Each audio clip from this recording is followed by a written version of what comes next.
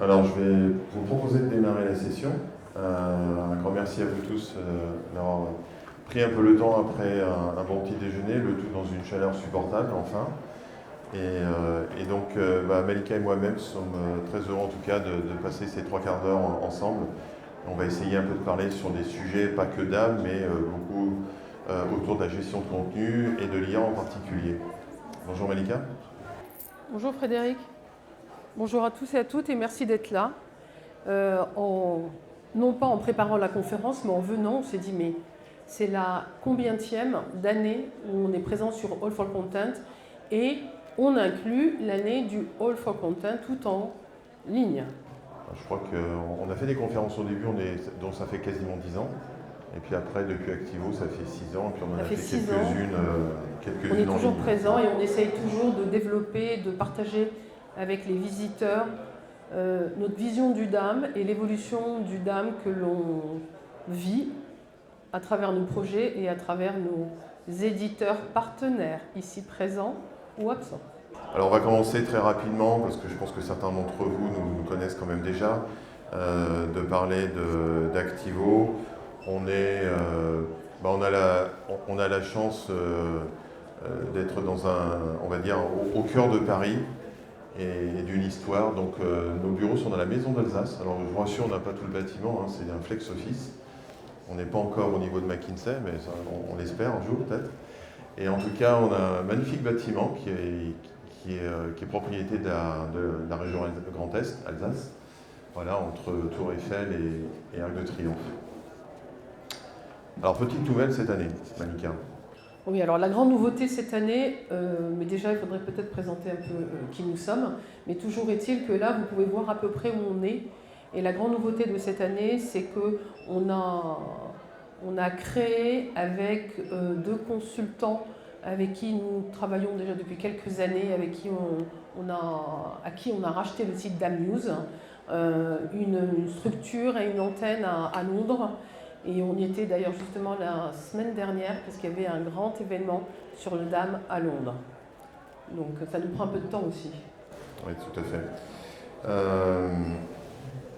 Chose également importante cette année, alors effectivement, là, aussi bien Malika que moi-même, aujourd'hui, sommes à la gestion de ces entités. Et comme on dit très souvent, en tout cas, les meilleures expériences, elles se construisent avec des partenaires. Donc, on a créé une société aujourd'hui à Londres pour étendre un peu le paysage européen à travers le Brexit. Et également un partenariat avec une société américaine qui fait à peu près le même travail que nous, qui s'appelle ADP. Et le plaisir aussi de retrouver, et peut-être que tu nous en parlais, d'Archivist. Tout à fait. Alors, ils vont en principe nous rejoindre dans un petit moment. L'idée, c'est que le partenariat AVP, c'est essentiellement aussi pour travailler entre les États-Unis et l'Angleterre sur le marché français. En fait, l'idée, c'est que Activo a 6 ans. C'est un cabinet de conseil en transformation digitale. On va reprendre les choses par le début. Et on accompagne les entreprises dans tout ce qui est flux médias, dans leur gestion des flux médias. Donc ça amène le PIM, le DAM et le CMS.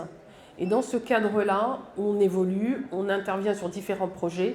Et en fait, au niveau de l'équipe, l'idée c'est de travailler avec des personnes qui peuvent avoir la même vision du DAM que nous, les mêmes services aux clients. Donc ça, c'est quelque chose qui est très important. Et du coup, on a découvert il y a déjà quelques temps une société qui s'appelle Archivis, qui fournit aussi de la gestion et de l'accompagnement sur la gestion des solutions au quotidien chez les clients. Et l'objectif, ça a été effectivement de travailler ensemble. Voilà, et tout ça, bien sûr, pour revenir à l'équipe Activo, une équipe, vous voyez, à 70% constituée de femmes. Donc, en termes de profil, chez Activo, on a des experts DAM. Ça fait quand même un peu plus de 25 ans, et je suis gentille, qu'on fait du DAM. On a des chefs de projet qui déroulent des projets de transformation digitale et on a aussi des compétences de gestion de contenu au niveau de l'équipe. Alors, le spectre de clients est assez vaste. Alors, on n'a pas un secteur d'activité particulier. On dit toujours qu'on a des projets DAM et avec des solutions de partenaires DAM et un projet ne ressemble pas à l'autre. On retrouve ici en fait cette image-là à travers l'ensemble de nos clients. Les projets ne sont pas toujours les mêmes et on n'est pas dans un secteur particulier. Et je dirais le plaisir qu'on peut nous avoir, c'est de découvrir des fonctionnements et des use cases dans les différents départements ou structures clients, et on fait partager en fait les bonnes idées, les bonnes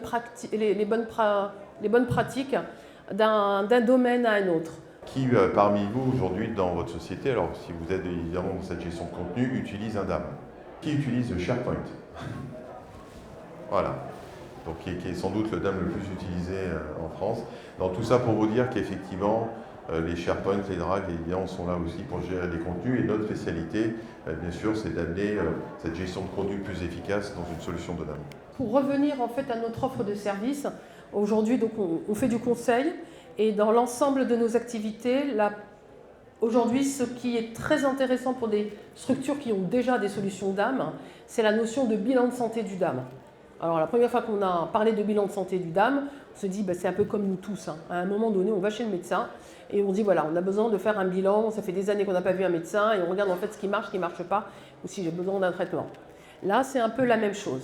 Donc pourquoi le bilan du DAM? Parce qu'effectivement, on intervient sur des appels d'offres, sur la préparation appels d'offres pour trouver la meilleure solution qui répond aux besoins. Le bilan de santé, c'est avant cette étape-là.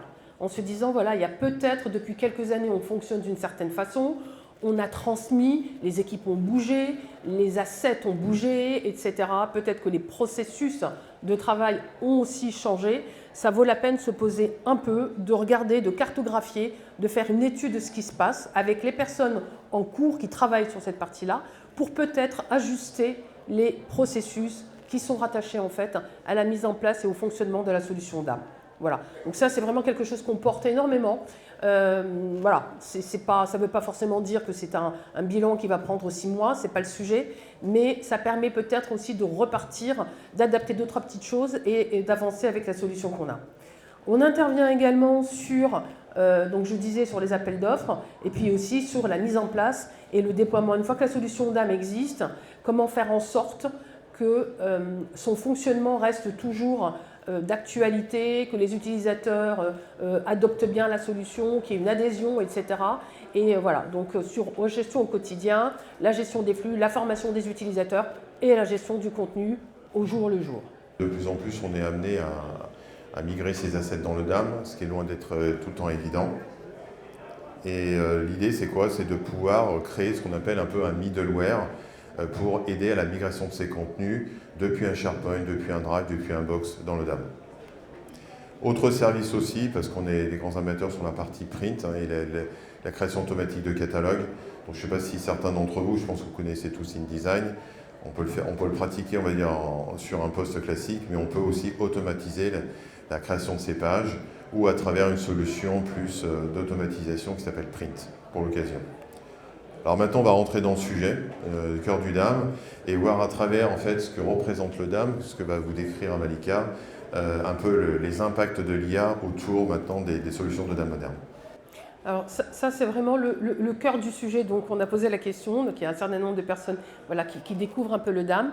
Le DAM, ça va être un moteur, d'accord, qui va permettre aux entreprises de centraliser leurs assets. Donc un asset, c'est un actif numérique, de la photo, de la vidéo, des PDF, des fichiers PowerPoint, etc. Et donc on voit en entrée le type de contenu qu'on peut envoyer au DAM. Et dans le DAM, on va classer, organiser, extraire des informations, appliquer des restrictions, générer ce qu'on appelle des formats intermédiaires pour pouvoir distribuer ces assets vers les plateformes, vers les réseaux sociaux, les sites internet ou tout simplement un utilisateur qui vient chercher un asset pour pouvoir illustrer une présentation. D'accord ? Donc voilà ce qu'est le DAM. Plus important, j'ai fait un résumé, c'est que le DAM ne vit pas tout seul. Il y a 20 ans, oui, il était tout seul. Aujourd'hui, il n'est plus tout seul. Il parle aux autres applications de l'entreprise, en particulier les PIM, en particulier les sites internet. Mais pas que. Il y a aussi, en bas, vous le voyez, un sujet qui nous intéresse, c'est aussi la gestion du patrimoine dans les entreprises. Le patrimoine des entreprises, il y a des outils aujourd'hui qui existent et qui permettent de gérer des collections, etc. Donc c'est important que les assets qui vont illustrer les produits ou les objets qui sont dans la gestion de collection soient aussi rattachés aux dames. Et le sujet quand même de notre conférence, on va y arriver, c'est quand même la partie IA qui a pris de plus en plus de place dans ce fameux moteur DAM. On parle très souvent dans notre langage que c'est un système qui a la capacité de gérer des assets lourds. Ça peut être de la vidéo 4K, ça peut être des fichiers Photoshop assez lourds. Donc c'est pas parce qu'on a une imagette finalement dans un navigateur web que c'est un DAM. Donc c'est pour ça que chez Activo et notamment avec les compétences de DAM News, on teste très souvent, on reteste très souvent les solutions, à peu près une trentaine par an. Donc ça demande un peu de travail autour de ce qu'on appelle de capacités intrinsèques aux DAM. Et là, pour le coup, assez rapidement, les prétendants sont un peu moins solution de DAM dès qu'on passe à travers un petit peu nos tests, ce sont des tests agnostiques. Hein. On va dire qu'on est entre un Gartner et un Forrester, pour qui d'ailleurs on fournit un peu de découvertes. Donc vous voyez, ça va tout tourner autour du moteur pour gérer des photos, des vidéos, la gestion des métadonnées, standards, personnalisés, la diffusion, comme expliquait Malika. Enfin, tout ce qui va tourner autour des actions du DAM. Et derrière, on va mettre une espèce de stand. L'idée, bien sûr, que ce n'est pas une course, hein. C'est-à-dire qu'il faut des solutions un petit peu pour tout le monde, et vous verrez qu'à la fin, on a une carte où chacun y trouve un peu sa place. Pour donner plus de maturité à tout ça, ça fait à peu près 13-14 ans. Initiative, d'ailleurs, où j'ai été gentiment invité à l'époque, en 2014, où on a commencé à définir ce qu'on appelle le DAM Maturity Model. Donc à DAM News, on a essayé de reprendre ça, finalement. L'idée, c'est quoi? C'est d'auditer les systèmes. Nous, ce qu'on remarque, c'est très souvent, il y a une espèce de... les clients veulent souvent un peu vite changer leur solution. Une solution, c'est un investissement dans le temps, c'est un investissement humain, et ça ne change pas tous les 3 ans comme on change un abonnement box. Hein. Donc c'est pour ça qu'il est toujours important, il y a de la technologie, mais il y a de la gouvernance, il y a de l'information, il y a des systèmes, il y a de l'architecture, et quand les clients s'engagent à travers un système DAM, c'est en tout cas essayer pour pérenniser cet investissement. Donc ce DAM Maturity Model reprend étape par étape et ça nous sert finalement un petit peu à faire dresser le bilan de santé d'une solution, quelle qu'elle soit chez un client. Alors là, on va arriver au sujet qui nous occupe cet après-midi, à savoir l'IA. Alors évidemment, je reprendrai d'ailleurs un chiffre qui n'est pas présent sur cette slide, mais l'année dernière, Gartner a fait une étude sur plus de 35 000 clients, auquel d'ailleurs on a participé un peu en termes d'études et d'analyse. Et en fait, sur cette étude, ils ont demandé aux clients comment vous utilisez l'IA. Plus de 70% des clients, évidemment, ont ChatGPT, du Claude, du Gemini. Mais ce qui est aussi intéressant, c'est que 58% de ces clients ont ce besoin d'être accompagnés dans cette analyse et de trouver un petit peu le bon chemin. Donc c'est un petit peu le reflet aujourd'hui où de toute façon, tous les décideurs se doit de tester. Beaucoup de nos clients font des hackathons, hein, on a discuté dans nos derniers webinaires.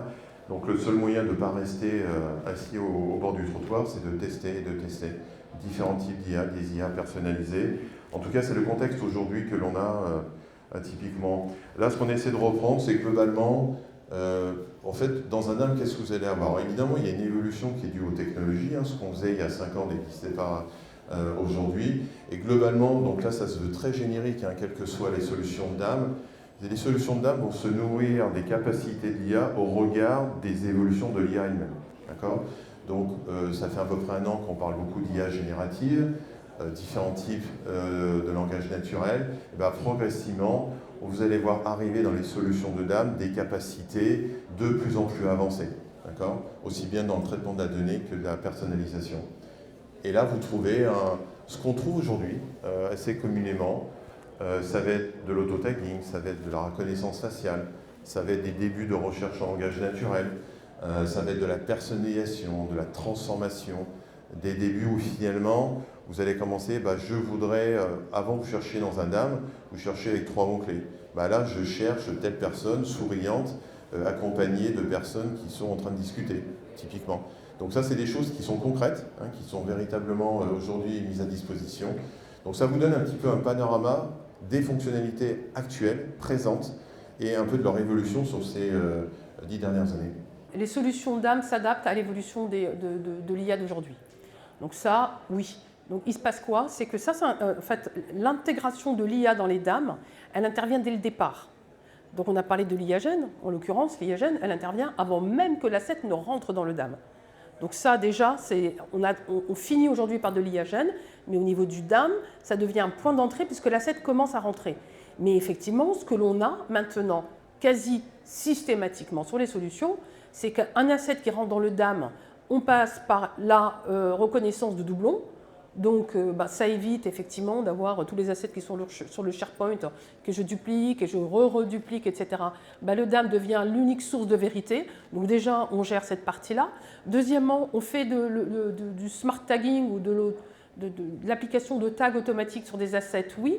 On extrait du texte de l'image. Donc les logos, les textes qui sont sur l'image sont récupérés et sont des critères de recherche. On fait la même chose sur la partie vidéo.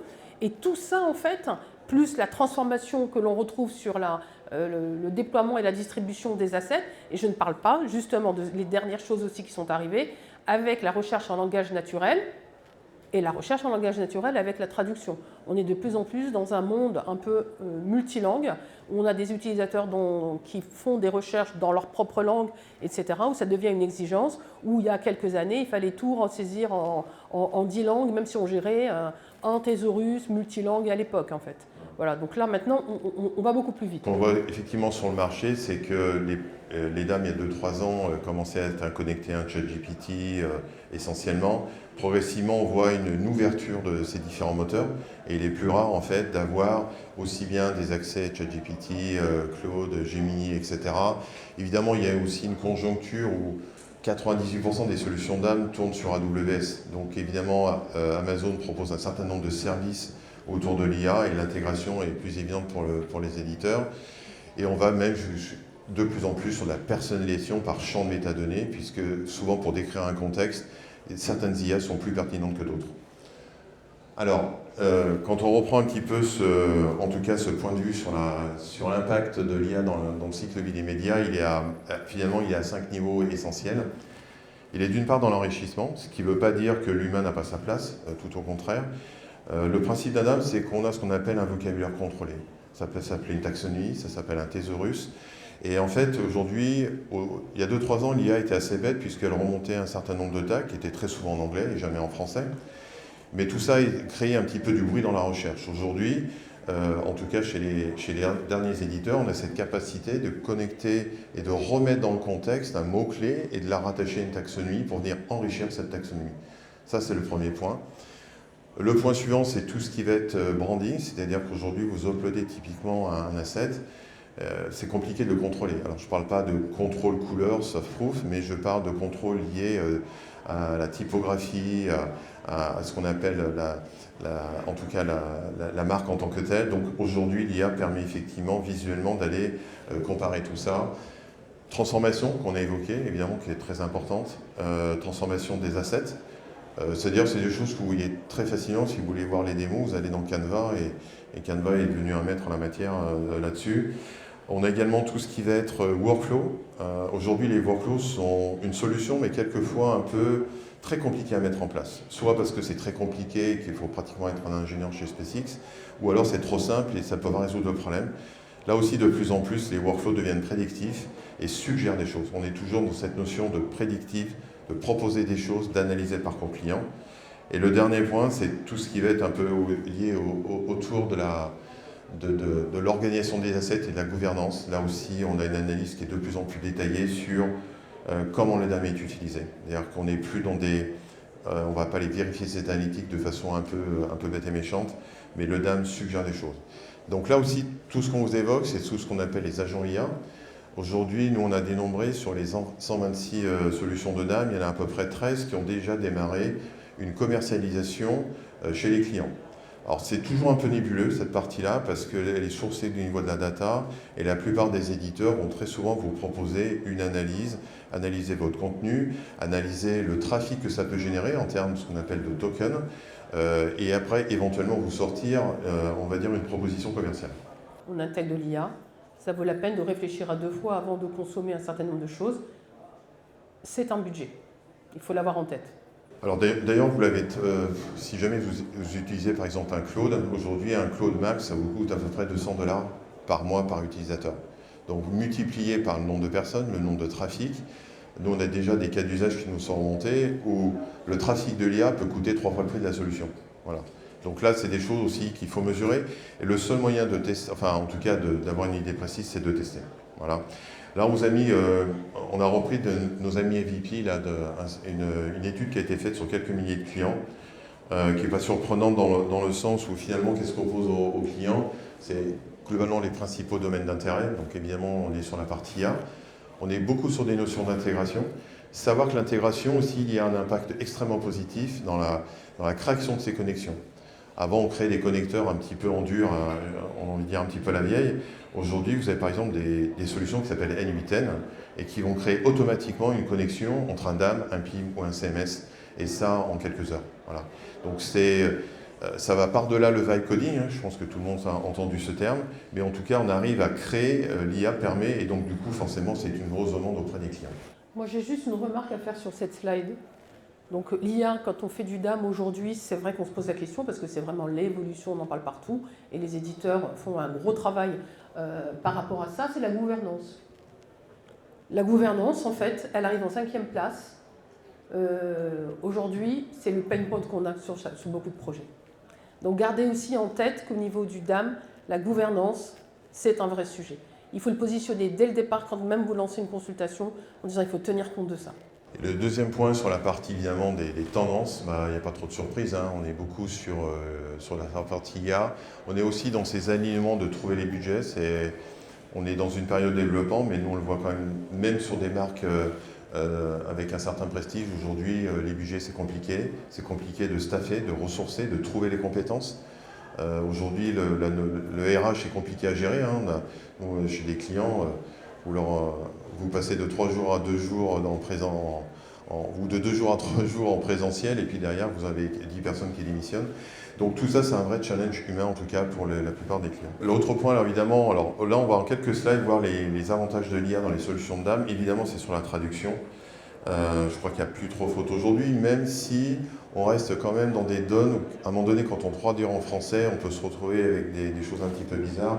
Mais globalement, en tout cas, cette intégration de la traduction. Alors, au-delà du paysage de l'IA, il ne faut pas se tromper. Aujourd'hui, et il y a quelques années, un certain nombre d'éditeurs principaux sur le DAM vous proposaient des traductions. Ça allait utiliser du DeepL, etc. Donc, ce n'est pas l'IA en tant que tel qui a apporté plus de choses là-dessus. Par contre, on est de plus en plus dans une contextualisation et une amélioration de cette traduction. L'autre point, c'est tout ce qui est workflow. Donc là, c'est tout ce qui est workflow prédictif que j'évoquais précédemment. C'est très compliqué de suivre en fait la validation d'un process. Je pense que si je vous pose la question combien de personnes pour faire valider un contenu utilisent un WeTransfer, un Smatch, etc., je pense qu'il n'y aura pas trop photo. Vous utilisez ces types qui utilisent par exemple des WeTransfer, tous ces types de services pour partager des contenus. Il n'y a pas de honte, je vous rassure. Il n'y a pas de... donc effectivement, dans toute cette validation aujourd'hui, on a des choses très intéressantes qui sont en train d'arriver là-dessus, où finalement, alors évidemment c'est des choses qu'on voit beaucoup arriver chez des éditeurs comme les Canva, comme les Trello. C'est beaucoup plus facile pour eux en fait. Gérer un DAM et gérer un Trello, c'est complètement différent. Ou quand vous êtes sur un Monday est blindé d'IA dans tous les sens, mais la problématique est un peu différente. Donc là, ce sont des choses qui arrivent chez nos éditeurs de DAM, et avec impatience, on attend un peu la suite. Alors, ça, pour nous, c'est un petit peu la slide majeure, parce qu'aujourd'hui, quand vous gérez du contenu et que vous devez le diffuser, traditionnellement, et ça fait des dizaines d'années qu'on parle de SEO, donc pour optimiser la recherche sur le web. Et puis, depuis 2 ans, vous avez un certain nombre, 2 axes majeurs, notamment la recherche par IA, donc on appelle indirectement GEO. Alors, on vous a mis les 3 définitions pour que vous puissiez bien comparer. Vous avez d'ailleurs, parmi les stands, vous avez la société SAMJ, vous pouvez aller voir, et c'est une grosse partie de leur travail, ils vous expliqueront encore plus comment tout ça est géré. Mais ça, ce sont vraiment 3 axes où le DAM va être un véritable levier. Pourquoi? Pour une raison très simple. Lorsque vous êtes dans un Chrome avec une extension qui s'appelle Lightbox, par exemple, vous allez avoir la capacité de mesurer la performance d'une page web. 80% du temps, les retours, c'est parce que vos images sont trop lourdes. D'accord? Or, aujourd'hui, le DAM, qu'est-ce qu'il va être capable de faire? Le DAM, il va être capable de vous produire à partir d'un TIFF qui va faire, je ne sais pas, mettons 2,5 Go, un WebP de 50 kg. D'accord ? Et donc là, on est dans cette diffusion du contenu et une accélération. Chez un certain nombre de clients, et on l'a vu aussi, une page, quand on dépasse les 3-4 secondes, le visiteur, il va ailleurs. Il va voir ailleurs. Et ça, c'est pas évident, parce que ça dépend aussi de l'endroit où vous êtes dans la planète. D'accord ? C'est ce qu'on appelle les CDN, Content Delivery Network. Ça veut dire quoi ? C'est-à-dire qu'on crée un point d'accès rapide entre où le site est situé et où le visiteur vient consulter cette image. Donc on peut être typiquement hébergé en Europe, mais consulté en Asie. Et là, on a tout un système très technique, ce qu'on appelle de multi-CDN, et qui vont prendre le relais. Et tout ça, ça vient d'Adam, c'est optimisé pour accélérer le SEO, parce que le SEO, 80% est impacté par la gestion des images. Après, bien sûr, ce qu'on fait aujourd'hui, et la plupart des solutions d'Adam le font, on crée ce qu'on appelle des URL prédictibles. Ça veut dire quoi ? C'est-à-dire qu'on va embarquer puisque un asset dans un DAM est une URL, on va embarquer de l'information. Si vous regardez une URL classique, souvent, ça va être votre nom de domaine, / un ID, / et puis des choses un peu techniques. Si vous faites ça, Google ne va pas forcément l'indexer. Il va vite s'arrêter. Par contre, une URL prédictive, qu'est-ce qu'on va faire ? On va pouvoir créer à partir des métadonnées de l'asset et aller construire un chemin, / le nom de mon produit, le nom de ma marque, / le nom du produit, etc. etc. Alors évidemment, SEO, GEO, c'est un ensemble en tout cas de points d'intention techniques qu'il faut avoir pour avoir une bonne utilisation. Ce n'est pas simple en qu'un élément. Comme dans le SEO, vous avez les notions de style, là aussi c'est important, les notions de tag, etc. En tout cas, aujourd'hui, on a cette complétude d'informations. Et les derniers chiffres, là j'étais au mois d'avril à la conférence Unlock à Keneo, ils ont fait une étude qui est très intéressante à ce sujet-là. Et globalement sur la partie e-commerce, sur la partie Amérique du Nord, c'est une étude qui est en train d'être terminée sur la partie Europe, mais aujourd'hui c'est entre 7 et 8% d'achat e-commerce qui se fait depuis un ChatGPT. Donc évidemment, on est encore à 90% de trafic SEO, Google, etc. Et ça ne va pas changer demain matin, mais il faut s'y préparer. Voilà. Et à un moment donné, il faut être capable. Et là, on ne parle plus de technologie, on parle de contenu et vraiment d'utiliser le DAM et sa technologie au bénéfice de la diffusion. Alors, parmi les moteurs, je pense que vous les connaissez tous. D'ailleurs, j'ai dû mettre à jour, enfin plus tard qu'il y a 1 heure, la version, puisqu'on est passé en Sonnet 5 chez Anthropic. Donc vous voyez, c'est un mouvement qui est en permanence en changement. On a eu notamment Anthropic a un petit peu fait l'actualité avec cette IA qui vient un peu briser la sécurité des systèmes, où les gouvernements sont un peu obligés quelquefois de mettre un holà. Bon, tout ça, ça évolue, il faut tester. Et là, pour le coup, côté éditeur, c'est un travail colossal. C'est vraiment pas simple. Il faut vraiment des spécialistes de la chose pour être capable de choisir la bonne technologie. Et ce qui est vrai aujourd'hui n'est pas forcément vrai demain. L'autre point, alors les MCP, je pense que tout le monde en a un petit peu aussi entendu parler. Ces MCP, de plus en plus, vont être connectés aux DAM à différents niveaux. Alors, on a détaillé un petit peu ce que nous, on a recensé sur DAM News. Alors évidemment, on n'a pas audité tout le monde pendant 10 heures. On se base aussi beaucoup sur ce qu'on appelle les serveurs de release notes, qui sont publiés par les éditeurs, afin de vous mettre un petit peu ceux qui commencent en tout cas à être... qui commencent à diffuser, à partager, donc dans une release note, c'est-à-dire dans les produits, tout ce qui est partie IA, et donc tout ce qui est, tous ces modèles, les MCPM, modèles Context Protocol, aujourd'hui vont de plus en plus être un levier pas seulement pour le DAM, pour le PIM, le CMS, et tous les outils en fait aujourd'hui utilisent ces serveurs. Alors l'autre point qui est non négligeable, c'est tout ce qui est, et Malika en a parlé, le droit est extrêmement important dans un DAM. C'est pour ça que ça reste le coffre-fort numérique de vos actifs en tant que tel. Et pour ce, on a évidemment des métadonnées, on peut gérer des copyrights, des crédits, mais en fait, c'est beaucoup compliqué que ça, pour une raison qui est très simple, c'est qu'à un moment donné, l'asset, il peut sortir du DAM. D'accord ? Et à partir du moment où il sort, c'est compliqué de le tracer. Donc, qu'est-ce qui se passe au final ? Le DAM étant basé sur le Core IPTC, qui est un modèle de métadonnées, et qui a l'avantage, lorsque vous sortez un JPEG de votre DAM, vous faites une recherche sur votre PC et vous verrez que vous allez retrouver votre image. Donc votre PC devient votre dame, indirectement. Et ça, c'est une capacité, c'est quasiment le seul standard du marché depuis 1965. Maintenant, si on va aller un peu plus loin, quand une image est créée, vous ne savez pas si elle est créée par l'IA, on va créer par-dessus l'IPTC, il y a 5 ans, lancé par Adobe, on a une initiative qui s'appelle le C2PS. Et le C2PS, c'est quoi? C'est créer en fait un certificat associé à l'asset pour dire si cet asset, il utilise en tout cas une image dans laquelle on a possibilité une usurpation des droits.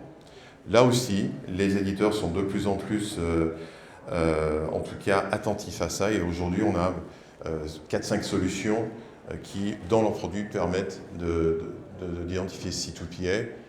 Peut-être que tu veux rajouter un mot par rapport aussi à la traçabilité Equimatag. Sur la partie C2PA, pour donner des exemples concrets, en fait, effectivement, l'objectif, c'est de retrouver, de dire, je retrouve l'historique de mon asset et de savoir. Mais quand je retrouve l'historique et la provenance de mon asset, ça permet d'une part, effectivement, de retrouver quand l'asset est généré par une IA.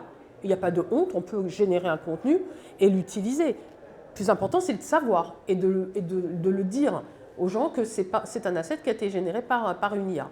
Donc c'est vraiment cette notion sur C2PA, de notion de fake news qui est rattachée à ça, en termes qui peut être utilisé pour justement remonter et en particulier checker en fait si les contenus sont vrais ou pas. Sur la partie Imatag, c'est complémentaire. Autant dire que quand on est sur le C2PA, c'est une petite icône qu'on peut voir sur l'asset quand il est marqué et on peut retracer. Sur Imatag, non, on ne voit pas. Alors on parle d'Imatag, il y a d'autres solutions qui existent. Ça permet de watermarker d'une manière invisible le contenu et de le faire circuler. Donc comme disait Fred, l'asset va circuler, on va le retrouver ailleurs et à tout moment, on est capable de scroller, de retrouver où il a été utilisé. Donc un exemple concret, quand on est on est en mode je vends mon contenu, ma photo, je suis agence. C'est bien parce que j'arrive à voir où l'asset a été utilisé et en fait, ils ne l'ont pas acheté. Donc en fait, je vois ma facture. Donc ça, c'est un use case et ça fait des années que les agences photo veulent faire ça. Par contre, quand on est une marque, on peut dire, tiens, je sors un nouveau sac, une nouvelle paire de chaussures. Je marque mon asset et je le fais circuler. Et je vois si le sac, il prend en Chine, il prend au Brésil, il prend en Europe, pour savoir en fait, voilà, je vais vers quoi, je développe comment mes produits. Donc ça, c'est une aide qu'on peut avoir grâce à Imatag. Donc en tout cas, tous ces processus d'identification de métadonnées aujourd'hui sont la véritable fondation et le corps des systèmes. Et nous, notre métier finalement, parce qu'on participe à toutes ces conférences en acteurs, voteurs et contributeurs, on essaie en tout cas évidemment de plus en plus de les identifier, de prendre le rôle un peu de dame leader dans cette organisation pour populer en tout cas et vérifier cette information chez les éditeurs. Donc là, vous avez un petit peu le socle principal de ce que c'est que le standard des métadonnées dans un app. Donc voilà, et donc tout ça, ça va s'appliquer à, comme on l'a vu, à l'édition, à l'enrichissement, à l'export, à la publication. Donc vous avez on parlait des agences photo, typiquement l'AFP par exemple va taguer tous les assets qui arrivent. Donc globalement c'est 1 million par jour, c'est énorme. Et à l'opposé, on a Reuters qui lui ne va taguer uniquement les assets diffusés et partagés. Donc il y a 2 écoles, mais il faut savoir aujourd'hui, c'est typiquement si vous cherchez une photo dans Google, vous prenez cette photo-là, vous la mettez sur un site WordPress, il faut au moins globalement quelques minutes pour que en tout cas l'usurpation du droit à la publication soit détectée et remontée à l'AFP. Là, je vous ai mis un petit exemple qui est très pratique parce que, évidemment, l'idéal, c'est que tout se passe, comme je dis souvent, point of capture, c'est-à-dire depuis la caméra.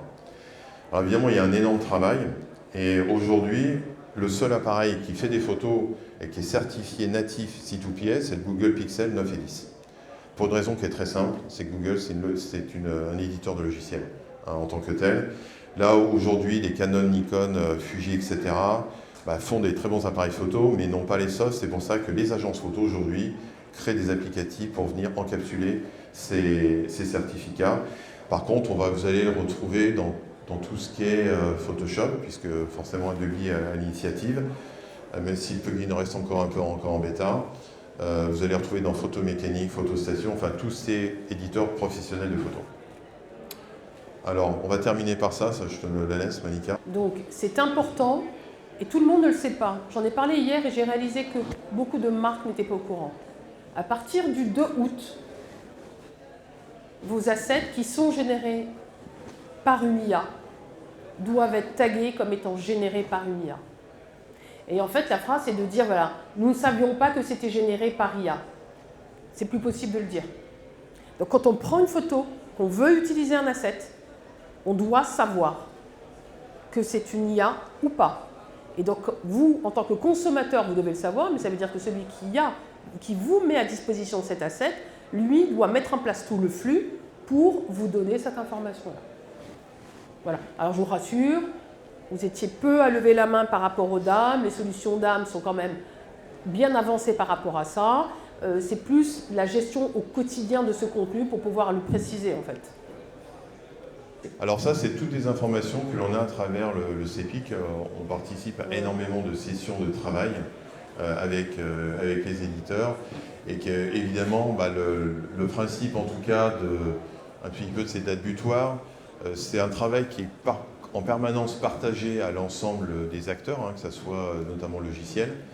Et donc l'idée, c'est en tout cas d'apporter cette régulation aux DAM, et de sorte qu'en tout cas, le DAM devienne une véritable source de contenu, un référent avec des contenus certifiés, identifiés et traqués, et avec ce qu'on appelle cette notion de confiance. Donc là aussi, on est sur des dates butoirs en termes de labellisation, comme on les a par exemple sur le PIM avec ce qu'on appelle le DPP, qui a pour but d'identifier le cycle de vie des produits. Rapidement également sur... alors là, on a quelques verbatims, on vous partagera la présentation accélérée. Les impacts, évidemment, de l'IA, ils sont aussi sur toute la partie agent IA. Et qu'est-ce qui concerne comme production? Évidemment, on est sur la production de contenu. L'autre point, c'est tout ce qui, en tout cas, les impacts notamment liés à cette production, cette utilisation des contenus. Donc évidemment, on est essentiellement sur la production d'images, et vous le voyez avec les différents moteurs, tout ça, ça évolue de façon perpétuelle. L'autre impact qu'on aime bien, c'est la durabilité. Je pense que vous avez tous su, je crois que c'est Luc Julia qui disait que quand vous faites un selfie, ça consomme 160 watts. Évidemment, aujourd'hui, l'impact, il est 3-4%, mais il est plus ou moins identifié à 6-7% au regard des demandes de processing.